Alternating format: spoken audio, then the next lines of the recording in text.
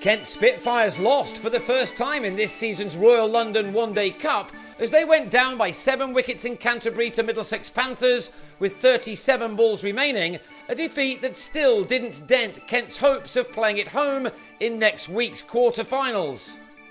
Owen Morgan called right at the toss and decided to field first on a dry pitch, one previously used for a couple of T20 contests, and his bowlers did an excellent job in what was a dead rubber for the visitors after Sam Northeast and Daniel Bell-Drummond had opened up for their side with a stand of 30 in the first 6 overs. Middlesex had given Gurjit Sandhu a first game of the summer and he struck in his 4th over, Northeast angling a ball to Darvin Milan to go for 18.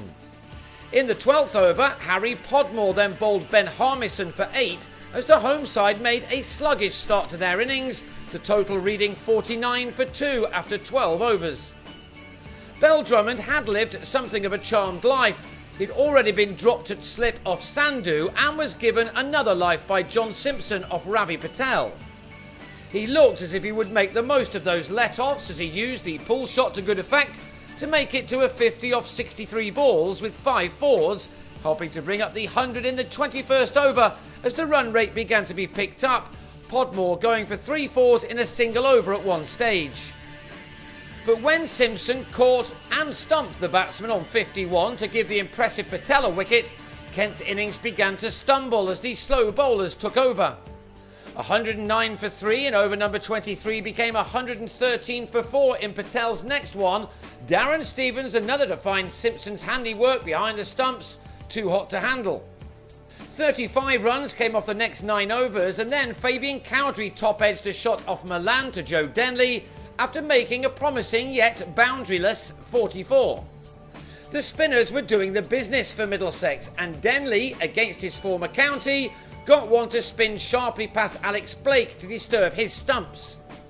Simpson could do little wrong behind the stumps and some quick thinking and some 10-pin bowling skills saw him run out Callum Haggett for 7. Only 2 runs came off the next 5 overs as Kent hit a brick wall before losing James Treadwell for a 10-ball duck as he gave Simpson yet more work to do off Toby Rowland-Jones.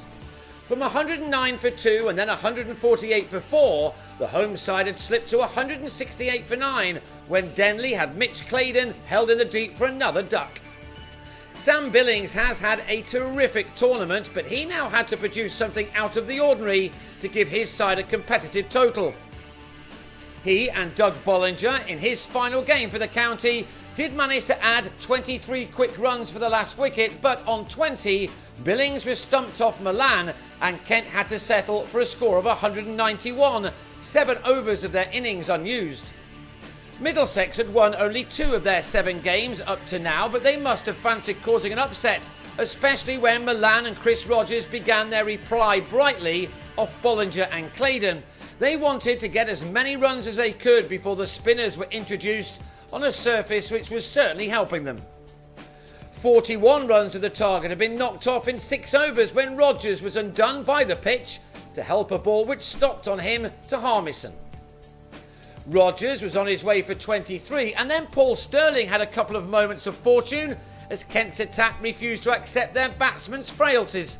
Twice the Irishman just managed to evade the slip fielder and he and Milan were soon batting their side to victory.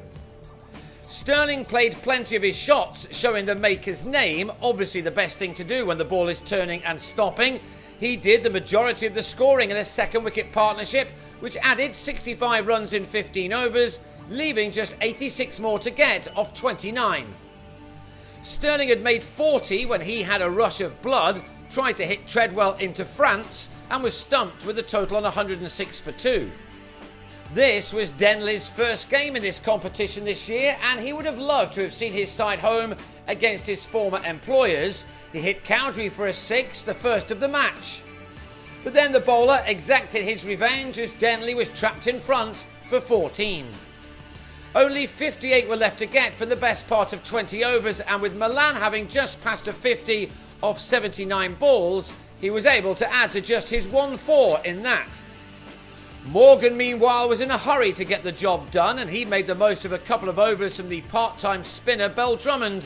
He pulled him for 1-6 and soon added another off Stevens, who didn't have his best night in what has been a superb season for the 38-year-old.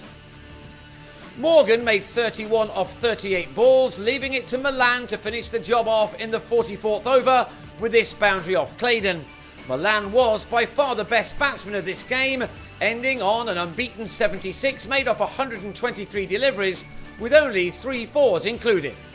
So it was an easy win in the end for the Panthers as they took the game by 7 wickets with bags of time to spare. For them though, the Royal London campaign is over, while the Spitfires are still on the road to Lords. Finishing second in the group, they are guaranteed a home quarter-final next week, and we'll find out who they'll be playing after Thursday's games in Group A are completed.